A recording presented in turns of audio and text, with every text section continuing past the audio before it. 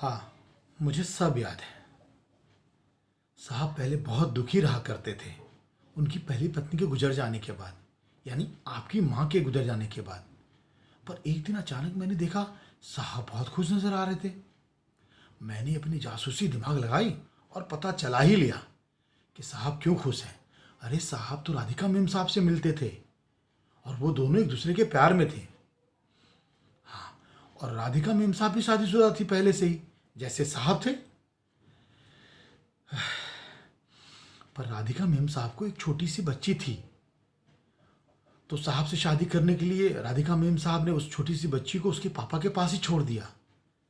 तुम्हारा मतलब है कि वो मेरी बड़ी बहन है और वो इतने सालों तक बिना माँ के रह रही है? हाँ,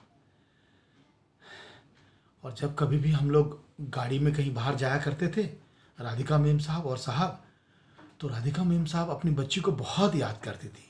वे बहुत दुखी रहती थी, पर साहब उनको समझा के सहला फुसला के रखते थे, पर सभी बहुत दुखी रहते थे। मैं तो एक दिन भी अपनी माँ के बिना नहीं रह पाऊंगी। बेचारी मेरी बड़ी दीदी, उन्होंने बहुत अकेलापन और तन्हा महसूस किया होगा। मुझे लगता है कि मुझे अपने पापा से इस बारे में बात करनी चाहिए। नहीं नहीं, सुनो, इधर आओ, इधर आओ। देखो, तुम अपने पापा से ये कभी मत बताना कि मैंने ये सब तुम्हें बताया है या इसके बारे में कुछ भी जानकारी दी है, नहीं तो मेरी नौकरी जा सकती है। हाँ हाँ, फिक्र मत करो। डिटेक्टिव एजेंट्स की भी कुछ रूल्स होते हैं, मैं वो कभी नहीं तोड़ूंगी। ठीक है।